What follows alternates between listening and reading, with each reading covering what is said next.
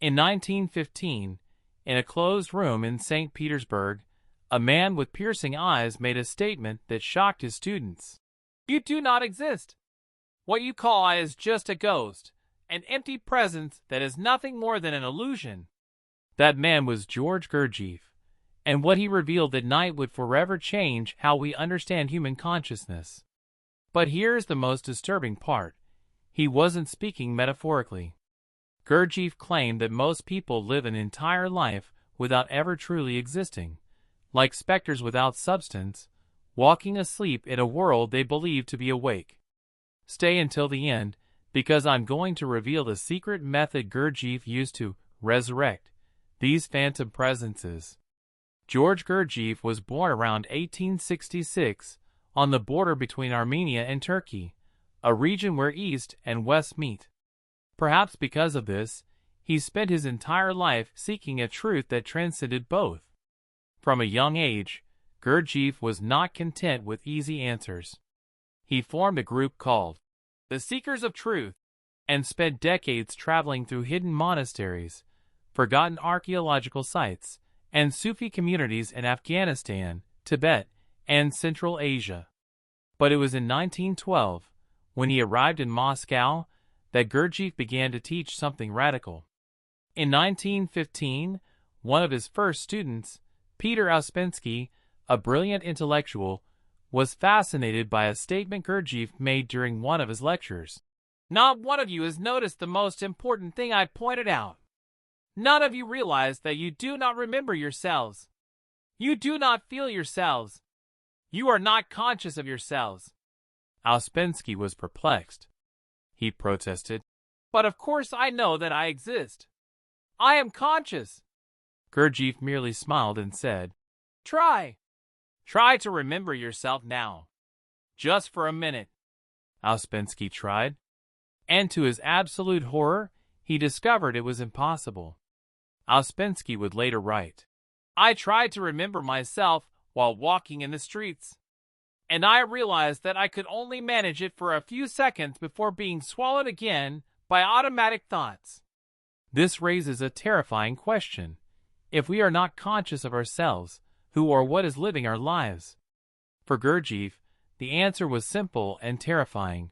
You are not truly here. He taught that the ordinary human being does not have a unified I. Instead, we are inhabited by hundreds or thousands of small I's, each one taking charge of the machine for a few moments before passing control to another. Gurdjieff said, "Man has no individual I, but there are hundreds and thousands of separate little I's, often totally unknown to one another, who never come into contact or, on the contrary, are hostile to each other." But here is the most fascinating and unsettling part. Gurdjieff spoke about something he called the question body, what many traditions call the astral body. According to him, most people do not possess a real astral body. What they have is merely a phantom presence, an unconscious, energyless, cold body of desires, incapable of even allowing consciousness to move independently of the physical body. He explained, while a true spiritual master possesses an authentic astral body, eternal, conscious, controllable, the average person has only a specter, an unconscious ghost that wanders during sleep, soaked in fantasies, mechanical desires, and random projections. And here is the worst part. This phantom body eventually dies and dissolves, leaving nothing behind. Gurdjieff claimed that the soul is a luxury, something that must be earned, not something we already possess. But if that is true, then a terrible question arises. What happens to those who die without ever awakening? In January 1924, something extraordinary happened. Gurdjieff was returning to Paris with 35 of his students after a successful tour in the United States. His institute at the Prieur, near Fontainebleau, was flourishing. But then, in the summer of 1924, Gurdjieff suffered a near-fatal car accident. Witnesses said his vehicle collided violently. Gurdjieff was in a coma for weeks. Doctors didn't believe he would survive. But when he finally woke up, something had changed. One of his students, J.G. Bennett, reported that Gurdjieff said something extraordinary upon emerging from the coma. Now all the organs are destroyed.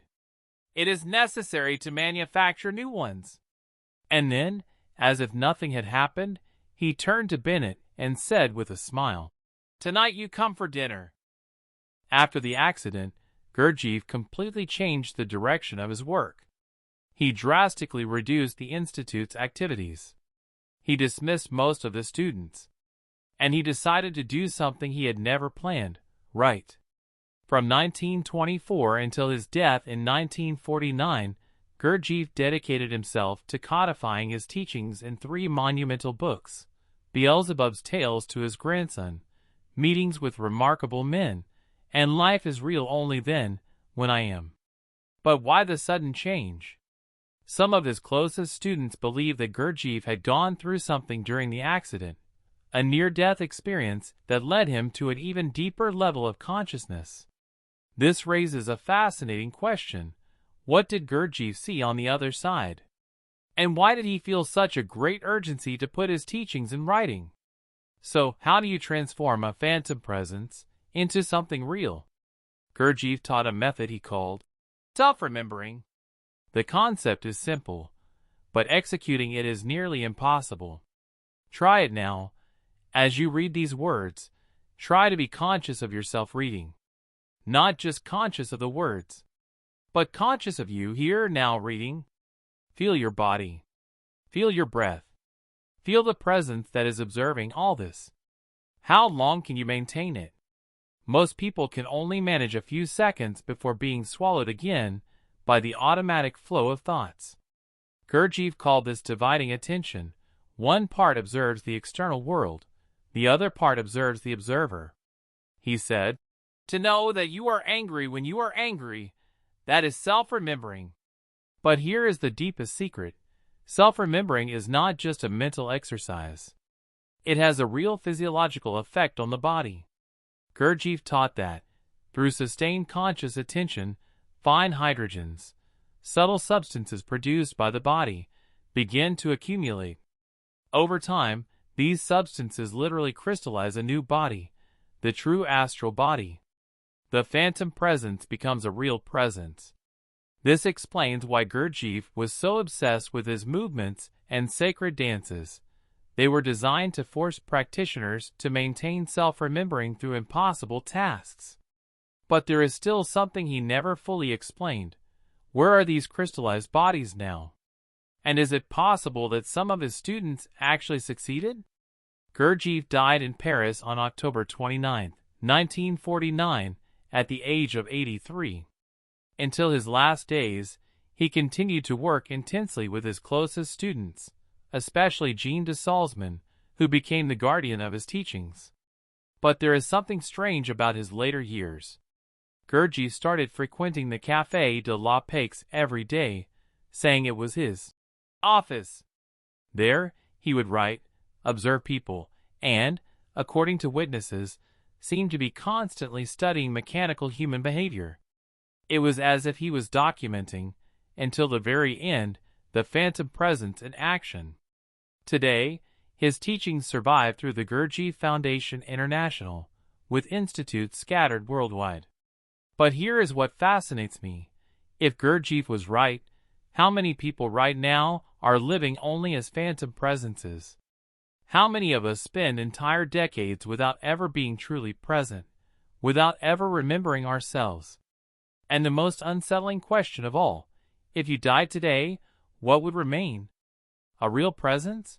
Or just a ghost that would dissolve like smoke? Gurdjieff said that waking up is not a gift. It is work.